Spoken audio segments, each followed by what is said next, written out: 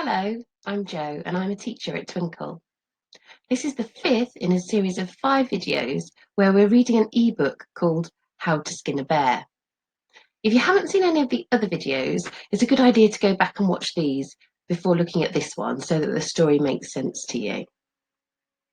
Now at the end of chapter 4, Bee and Dog were in a cave and they had just discovered a human skull. And we're going to be reading chapter 5 today, which is called Solid Tents and Rolling Cows. And as we read this chapter, we're going to be looking at how we can work out how characters are feeling in the story. That night, I decide to make a fire. In our tribe, it's usually Bent Tree who makes the fire. Although I've never tried it myself, I've watched her many, many times and have carefully studied her movements. As well as this, Dad has told me the legend of human's first fire at least 10 times. On cold nights, Dad would wrap me in his goatskin and we'd stare into the flickering flames together.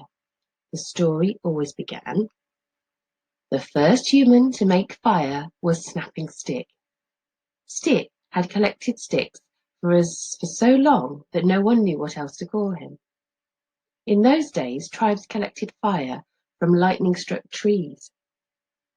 Stick gathered sticks to build the fires. That was his one and only job. It was the lowliest job in the tribe. At this point in the story, I would always complain to Dad. At least he didn't have to pluck feathers like me. I think of Dad as I pick up grass and twigs in the gathering dark. A knot inside my stomach tightens as I think about him, and my eyes become a little wetter than usual. Quietly, I sing his song. I almost feel like he's here with me.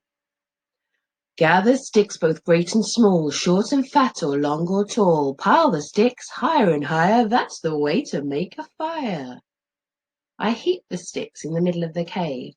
I take a pointy stick and a flat piece of wood. I'll stop reading for a moment and we'll just see if we can answer some questions that just ask us to pick information from the text about how characters are feeling first of all. So here's a question. Why does Bee feel that she and Snapping Stick are similar? Pause the video and write your answer down. Well, the answer's at the top here, where it talks about it being the lowliest job in the tribe, and she thinks she plucks feathers and that's also the lowliest job in the tribe. So you might have said, Bee feels she and Snapping Stick are similar because they both have the lowliest jobs in the tribe. Next, find 2 phrases in the text on page 36 which describe how Bee reacts when she thinks about her dad. Pause the video and write your answer down.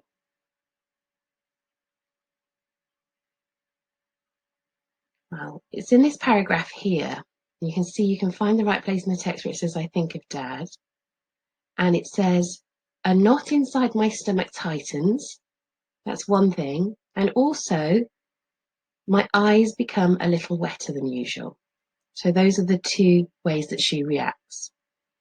Now, to answer that question, you didn't have to say what that meant about how she was feeling, but you've probably worked out that that means she's feeling really sad, missing her dad and feeling emotional.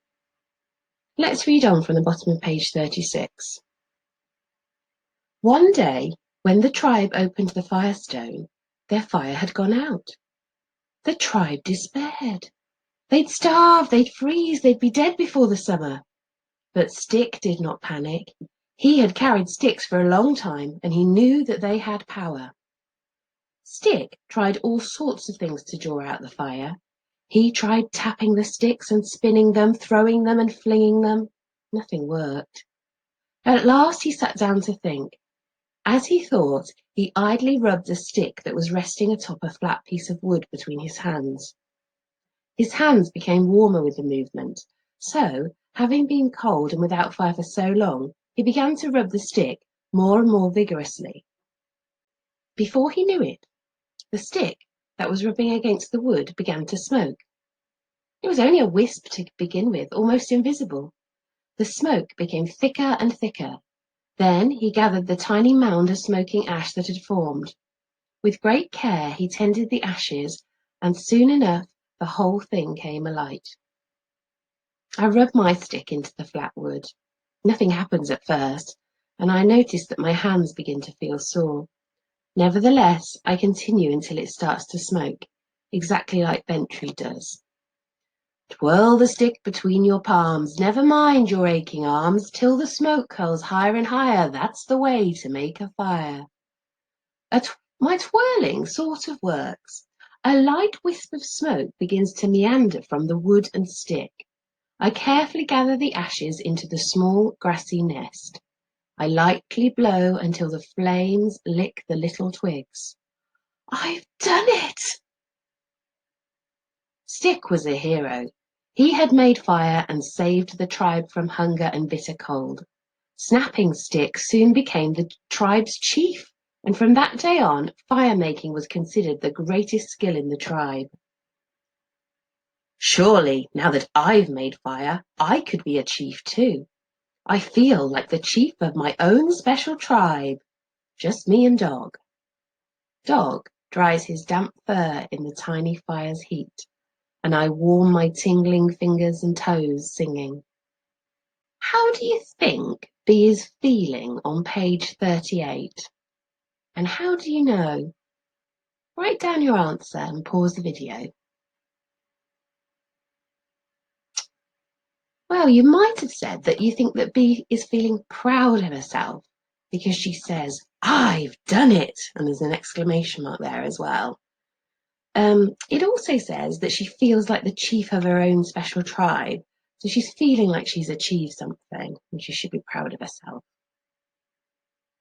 Let's read on from the bottom of page 38. Now the fire needs to eat. Log and branches bring the heat. Soon the flames lick higher and higher. That's the way to make a fire. To keep the fire going, I'm supposed to get a big log and throw it on top.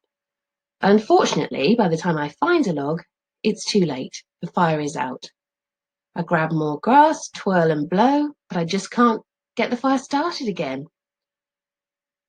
It doesn't matter though, Dog, I say, forcing a smile. My arms are warm from all the twirling anyway. How does Bentley make it look so easy? That night, I can hardly sleep. Every wind whistle and leaf crunch makes me jump. I stare at the painted animals crossing the cave roof. They're running from something, but the paint has flaked off, so I can't make out what. All I can tell is that it is a terrible hungry beast. I think of the discarded bones scattered in the darkness of the cave. Who left them there? What left them there? When I drift off at last, I dream dark, scary dreams. I'm in a crowd of deer and we're running. No matter how hard I run, I can't keep up. Deer hooves thunder around me. I'm going to be caught. Overhead, the sun glows evil red. I wake up shaking. Why am I here in this cave alone? Did the sky spirits lead me here? Was the red sun an omen for me? A warning? I should never have complained about plucking feathers. Let's just look at that paragraph again. I wake up shaking. Why am I here in this cave alone? Did the sky spirits lead me here? Was the red sun an omen for me, a warning? I should never have complained about plucking feathers.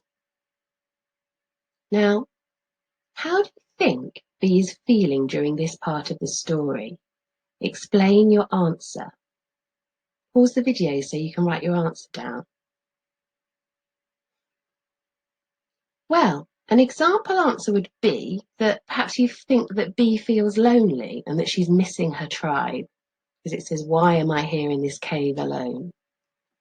She's feeling a bit unsure about life because of all the questions she's asking. She's also regretting the fact that she complained about plucking feathers. Let's read on. No matter how much I turn and wriggle, I just cannot get back to sleep.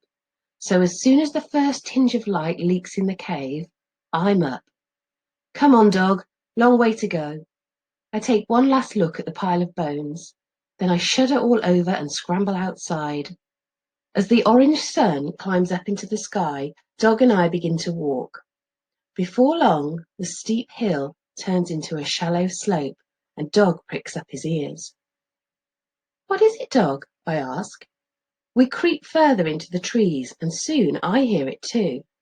It's not just one sound, but lots jumbled together, voices and animals crackling fires and snapping wood. My mouth hangs open. Do you think it's our tribe? Dog grins at me, his eyes shining.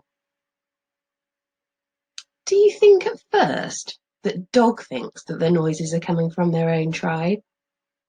What makes you think this? Pause the video and write your answer down. Well, you might have said that yes, you think that Dog does think the noises are coming from his own tribe, because it says he's grinning, Dog grins at me, and his eyes are shining, which is a sign that he's happy. So that makes us think that he predicts that his own tribe are near. We walk as soft as a whisper towards the noise. My chest bubbles with hope as the noise grows louder and louder. Dog stops suddenly. He turns to me and whines pitifully. I think you're right, I sigh. Our tribe isn't big enough to make that much noise. But we should check, just in case. The trees begin to thin.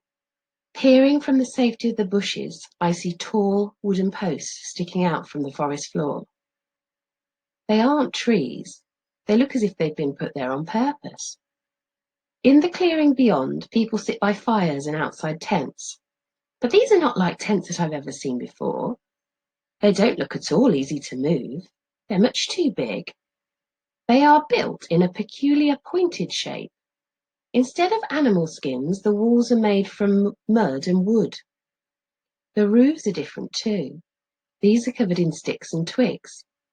Surely these people cannot move these structures to a new place. There are tracks in the grass, as if many feet have walked the same paths between the tents again and again.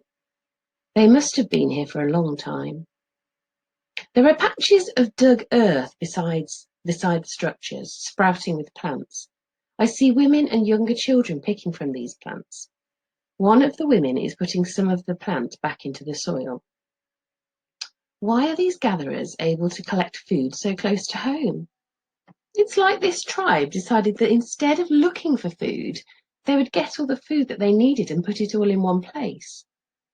Near to these strange dug-up areas of land are patches of grass covered with animals. The animals are blocked into this space with wooden posts. I watch as one girl, not much older than me, chases a group of sheep into an area. She counts them as they run in. Her dog races around the clearing, chasing the last of the sheep inside. How did this tribe manage to round up so many sheep? I wonder if I could steal one without them noticing. I wouldn't mind some tasty mutton for supper. Just as my stomach grumbles loudly, I see the girl grabbing a handful of grain and giving it to one of the smallest sheep. What is she doing? Why are the animals getting her food? I watch on in horror as the sheep happily munches away. Perhaps this is why the animals stay so close. Near the fire, two men push a colossal cow carcass, which is lying on top of 4 or 5 thick, straight, stripped branches. It moves easily as the branches roll smoothly underneath it, and the men take it in turns to replace the log at the front. Imagine that! A huge cow that you could push around as though it were lighter than a feather. I look around at the strange tribe and study their sturdy walls, sheep behind posts and unmoving tents. I wonder whether I'd be allowed to collect sheep. I wonder whether I could build thick walls. I wonder what it would be like not to have to walk everywhere to find food. I have to find my tribe. Come on, Dog. We won't find our tribe by sitting here. Dog yips in agreement, and we sneak away into the forest. That's the end of chapter 5, and there are more questions and activities that you can do after the video. Just click the link in the description below to find out what they are. I hope you've enjoyed reading How to Skin a Bear so far. There are 4 other chapters for you to read for yourself in the ebook, and I hope that you'll do that. I mean, do you think that Bee and Dog will find their tribe? And why is this book called How to Skin a Bear? I hope you enjoy the rest of the story if you decide to read it. Bye now.